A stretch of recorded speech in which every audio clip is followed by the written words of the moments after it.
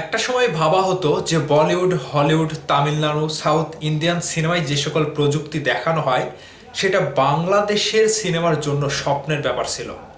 কারণ বাংলাদেশের সিনেমাগুলো একসময় প্রেম, প্রীতি, বন্ধন, পারিবারিক গল্প, ঝগড়া, ঝামেলা এরকমভাবে নির্মাণ করা হতো। কিন্তু বলিউড, হলিউড, তামিলনাড়ু সিনেমার অ্যাকশনগুলো দেখলে কিংবা অ্যাটিটিউডগুলো দেখলে কিংবা প্রযুক্তি দেখলে বাংলাদেশের সিনেমার কাছে ওটা স্বপ্নের মতো ছিল। ঠিক মেগাস্টার শাকিব খানের হাত ধরে ধীরে ধীরে চলচ্চিত্র যখন এগোতে থাকলো তখনই কিন্তু আমরা নতুন একটি ইন্ডাস্ট্রির শক্তি দেখতে পেয়েছি। ঠিক মেগাস্টার শাকিব খানের 2024 সালে তুফান সিনেমাটি মুক্তি পেয়েছিল। আজকে 2026 সালে এসে সাউথ ইন্ডিয়ান একজন বিশাল বড় একটা রকিং স্টার অভিনেতা ইয়াশ রাজের টক্সিক সিনেমার টিজার রিলিজ হয়েছে, যেখানে আনফর্চুনেটলি শাকিব খানের তুফান সিনেমার কয়েকটা সিনের সাথে হুবহু মিলে গিয়েছে। তখন কি বলবেন? কপি মেরেছে।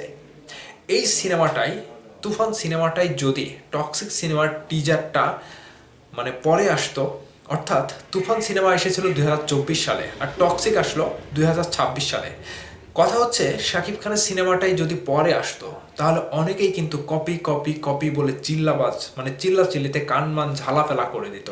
ঠিক আজকে যখন ইয়াশের মতো টক্সিক একটা বিশাল বড় ব্যয়বহুল সিনেমার টিজারটা যখন শাকিব খানের তুফান সিনেমার সাথে মিলে যায়, কিংবা লুক কিংবা গেট আপ, স্টাইল, প্রযুক্তি কিংবা একই রকমের ডায়লগ, একই রকমের বাস্তবে এরকমভাবে যদি মিলে যায়, সেটা কেউ কথা বলে না কিংবা এটা আসলে কেউ মূল্যায়ন করতে চায় না।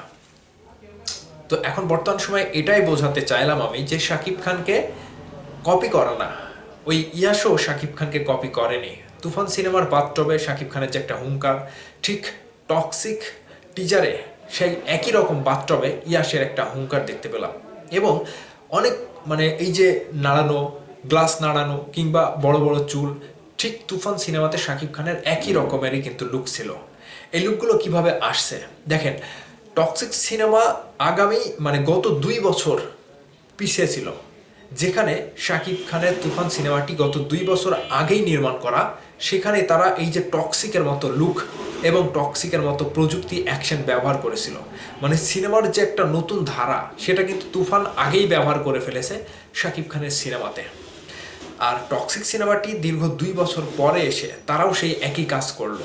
তাহলে সেই সকল ইন্ডাস্ট্রি যখন এগিয়ে গেছিল, বাংলাদেশের ইন্ডাস্ট্রি তখন পিছিয়ে ছিল।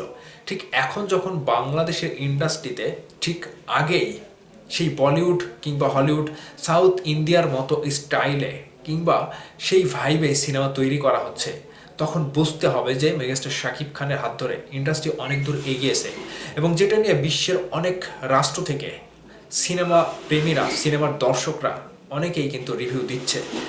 এখন এই যে কপি কপি বলে চিল্লানো, সেই হিটার্সটা কথা বলছে না। তারা বলছে না যে হ্যাঁ শাকিব খানকে দেখে কপি করেছে। আমি আবার বলছি, এটা কপির ব্যাপার না।